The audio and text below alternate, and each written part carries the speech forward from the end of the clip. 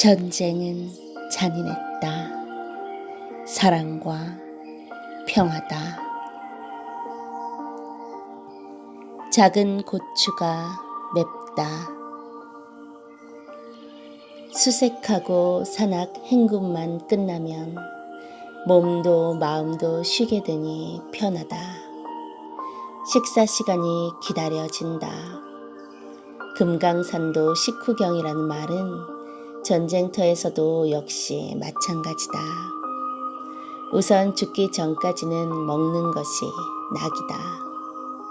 그런데 오랫동안 깡통에 든 시레이션만 먹으니 속이 느끼했다. 고춧가루, 김치, 된장찌개가 뱃속에 들어가야 할 체질인데 고기, 비스킷, 과일 통조림만 먹으니 속이 시원하지가 않았다. 병사들은 그때 요령껏 고기 통조림 뚜껑을 열어놓고 휘발성 모기약에 불을 붙여 푹푹 끓였다. 게다가 베트남 고추를 넣고 끓여 먹으면 얼큰하여 몸속의 대장까지 시원했다.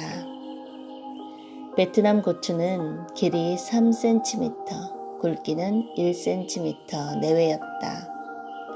작전하다 보면 야생 고추를 볼 수 있는데 이를 보면 모두 환장하고 따서 배낭에 집어넣었다가 시레이션에 든 고기를 끓여 먹을 때 사용한다. 얼마나 매운지 그냥 하나를 통째로 씹어 먹을 수 없이 맵다. 한마디로 눈물이 터지고 코피가 터질 정도로 맵다. 작은 고추가 맵다는 말은 베트남 고추를 보면 더 실감난다. 한국 고추는 베트남 고추에 비하면 번데기 앞에 주름잡기다. 하지만 한국 고추도 다른 외국 고추에 비하면 역시 비교할 수 없을 정도로 맵다. 나는 베트남 고추가 매운 것을 예사로 보지 않았다. 고추는 남성을 상징한다고 하는데 베트남 사람들의 작고 깡마른 체구가 마치 베트남 고추 같았다.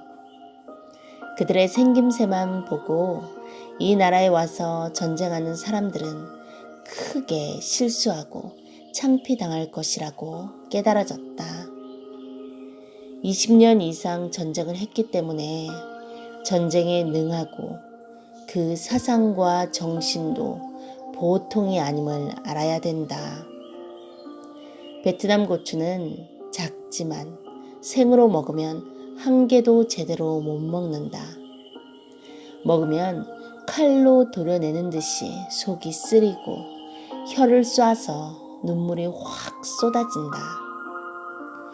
베트남 사람들은 이 고추를 먹고 살았으니 고추같이 체질적으로 독하다는 것도 부인할 수 없는 사실이다. 이 독한 고추가 상징하듯 이들은 그 긴 전쟁을 했지만 대국인 미국과 싸워서도 절대 항복하지 않고 이기고 말았다. 베트남 고추 얘기를 하다 보니 어머니가 땡볕에 고추밭을 매다가 해줬던 우스운 이야기가 생각난다. 임진왜란 때 일본 사람들이 조선에 고추씨를 많이 보급해서 고추 농사를 많이 짓게 하였는데 그 이유는 매운 고추 많이 먹다가 병들어 죽으라고 고추씨를 주었다는 것이다. 하지만 죽지 않고 오히려 그 매운 고추를 먹고 더 독해졌고 그 후에도 일본이 또 쳐들어와서 한국을 식민지로 만들었으나 한국 사람들이 40년이나 갖은 고통을 받으면서도 굴복하지 않았으며 또 언어도 뺏기지 않고 나라를 지켰다는 것이다. 그런데 한국 사람이 매운 고추를 먹어서 말을 뺏기지 않은 것이 아니라 한국말은 일본 말보다 수만 단어가 더 많아서 단순한 일본어로는 배우기가 복잡하여 일본이 우리 언어를 뺏을 수가 없었던 것이다. 이제 일제강점기를 겪었던 어머니에게서 들은 이야기다. 한 번은 일본 사람이 죽은 시체 앞에 서 있는 한국 사람들을 보고 사람이 죽으면 한국말로 어떻게 표현하는지 궁금하여 배우려고 그들이 말하는 것을 가만히 서서 들어보았다고 한다. 어떤 사람은 죽었다 표현하고 어떤 사람은 돌아가셨다 하고 혹은 사람에 따라 숨을 거두었다, 잠들었다, 세상을 떴다, 하늘나라로 갔다, 인생 참 허무하다, 해가 졌네, 별이 떨어졌네, 달이 졌네, 쌀값 떨어지겠네, 저 세상으로 갔네, 젊은 놈이 안 됐네, 세상 험한데 잘 갔구먼, 밥숟가락 놓았구먼 등 각각 다르게 말하였다. 또 죽은 사람을 높여 한자어를 섞어 쓰기까지 하니 별세하셨다, 운명하셨다, 작고하셨다, 서거하셨다, 유명을 달리하셨다 등 더 많은 말이 있었다. 이렇게 여러 가지로 죽음을 표현하는 것을 듣고 일본 사람이 판단하기를 이 나라는 땅을 뺏고 사람을 뺏어도 언어는 뺏을 수가 없으니 다스릴 수가 없다 라고 말했다고 한다.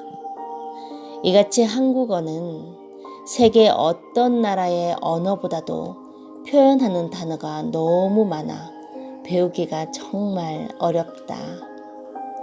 고추뿐 아니라 사람이 먹는 음식으로 인하여 성격도 체질도 뒤바뀌는 것은 의학적으로 다 밝혀진 사실이다. 밀림 속에서 게릴라전을 하는 베트콩들은 숫자는 적지만 선제 공격을 하는 데는 아군보다 우세했다. 그 밀림 속 습한 곳에서 모기 등살을 견디며 사는 것을 보면 고추같이 독한 사람들이다. 베트콩들을 생포해서 보면 남자가 50kg인 남짓한 깡마른 체구를 가지고 있다. 마른 명태, 마른 멸치 같았다. 그들은 맨발로 산을 누비는데 타잔처럼 빠르게 번개처럼 행동했다. 동굴 속에 살아서 얼굴은 희고 머리는 더벅머리로 기르고 다녔다. 아멘.